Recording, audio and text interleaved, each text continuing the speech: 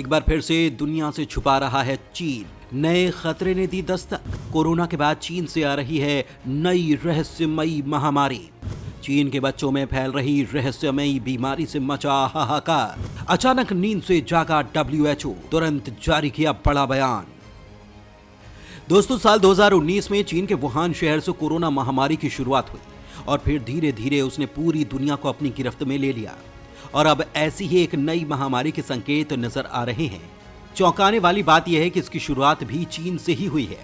चीन के कई अस्पतालों में इस रहस्यमयी बीमारी के मरीज देखे गए हैं जो तेजी से बढ़ते जा रहे हैं। इस पर रिपोर्ट्स आने के बाद विश्व स्वास्थ्य संगठन यानी कि WHO भी नींद से जाग चुका है और उसने तुरंत चीन से जानकारी मांगी है। लेकिन चीन किसी के साथ इसकी कोई जानकारी साझा नहीं कर रहा और इसी बात से दुनिया में चिंता बढ़ गई है, क्योंकि इस बार ये रहस्यमयी बीमारी खास तौर पर स्कूली बच्चों में देखी जा रही है। इस महामारी को निमोनिया से मिलता जुलता बताया जाता है, लेकिन इसके कई लक्षण निमोनिया से अलग हैं। इसकी चपेट में आने वाले बच्चों के फेफड़ों में सूजन देखी जा रही है।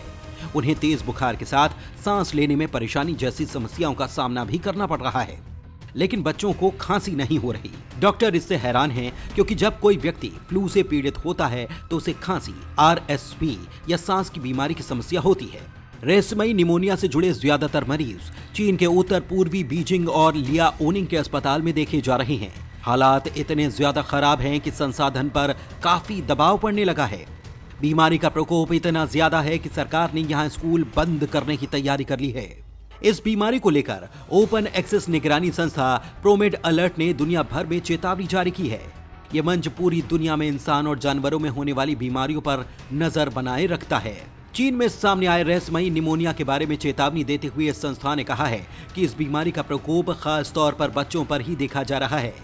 प्रोमेड अलर्ट ने ही दिसंबर 2019 के अंत में एक नए वायरस के बारे में शुरुआती चेतावनी जारी की थी, जिसे बाद में SARS-CoV-2 के नाम से पहचाना गया। संस्था के अलर्ट से ही विश्व स्वास्थ्य संगठन के हाई रैंकिंग ऑफिसर और मेडिकल प्रोफेशनल्स के साथ वैज्ञानिकों की एक बड़ी जमात अलर्ट हो गई थी। अलर्ट जारी करने वाली संस्था प्रोमेड अलर्ट ने बताया कि उन्होंने एक अज्ञात बीमारी के बारे में अलर्ट जारी किया है जो खास तौर पर श्वसन क्रिया को प्रभावित करती है।